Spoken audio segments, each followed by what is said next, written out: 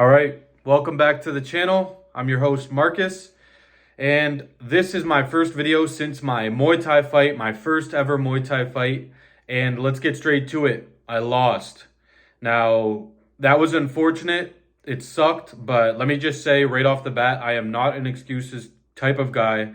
I don't believe in that shit. We both showed up as fair competitors, same weight, same place, same time, and I lost to the better man on that night. He was more prepared, his cardio was better, and he just did some things that maybe I wasn't prepared for. So, first off, hats off to my opponent. Tons of respect. He has all my respect in the world. Who knows, maybe we run that shit back one day. That being said, thoughts. It was a great fight. Honestly, I can't wait to. I actually haven't watched it back to this point, even though I'm speaking on it now. And with those things, because there's so much pressure and there's so much adrenaline, I actually don't remember exactly how everything went. Like some of it is a blur.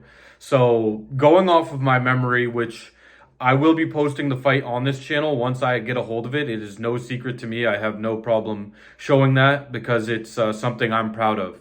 So going off my memory, it was a great fight. I started off feeling really good. I felt super comfortable in there. I was very nervous. Like the tension and the feeling, the emotion that it stirs up in you is like something I've never felt before. So that was really exciting, and that was a great mountain to climb because once you get over something like that, not much else in life can bring you to that high. So it makes other challenges seem like they're right here. And I actually felt really comfortable in the fight. I'm not going to lie. In the first round, I thought my punches were great. I was able to get close to him, close the distance, and put shots. I was doing really well in the clinch, giving great knees to the body. My front kicks were absolutely devastating. That showed in the fight and watching my opponent limp around after. I honestly thought I had a great shot in that, but I'm not going to lie to you. When I got to my corner after the first round, I immediately knew that I was not prepared for what was coming next. I was having a trouble recovering, like I just wasn't prepared. My cardio wasn't at the level that it needed to be. I completely, my fault alone, underestimated where I needed to be cardio-wise, and I knew that things were about to get like pretty serious for me because as you get exhausted, you slow down, your defense gets impaired because your hands start to drop, you start to leave things open. Things you were evading or seeing, even seeing coming, you stop seeing, and then things start landing, and that's kind of how things went. From my memory, the second round was more of a battle.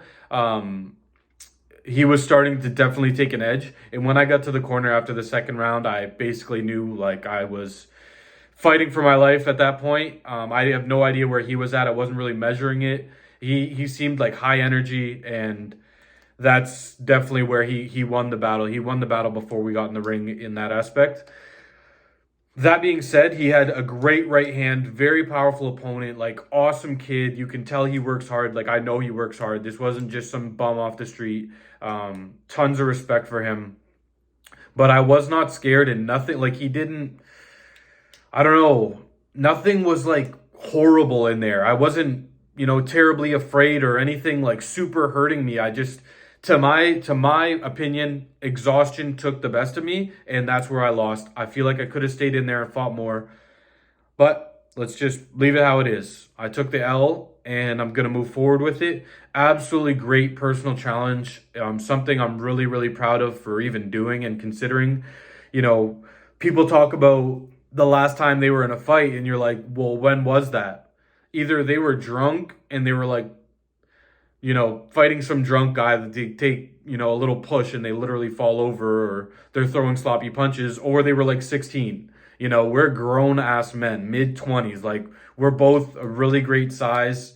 I was cutting down from like 190. I'm sure he was doing something similar. I have no idea. He was actually, I think, a little bit bigger than me when we showed up for the fight. So looking at it in entirety, what did I gain from it? Because you lost the fight, but that doesn't mean you didn't gain anything. I became more dangerous. I became a stronger, a better man. I faced a challenge that I was afraid of, and I learned a lot. So, with all that being said, it really is a W at the end of the day. Will that be the last of me in the ring? I don't think so. I don't think so. I think that there's more for me to prove to myself. Who knows? You know, my life journey isn't to become a UFC fighter. Those guys have already been there. You have to start way earlier. You're not starting at 27, like, sorry to tell you, unless you're like some freak anomaly, but it's hard to compete with guys that have been training their entire life. So that's just never been my life path. I chose football, and that ended a couple years ago. This is just something for recreation and to become a more well-rounded person. So the question is, what's next? I can't tell you now, but there is something that is going to take all of my focus. I'm going to continue training Muay Thai. I love it. I love the discipline. I love the art of martial arts and who it makes you become as a person. You'll notice that the most dangerous people on the planet, martial arts wise, are always the most humble. They're always the most respectful. They're never the loudmouth. They're never disrespectful.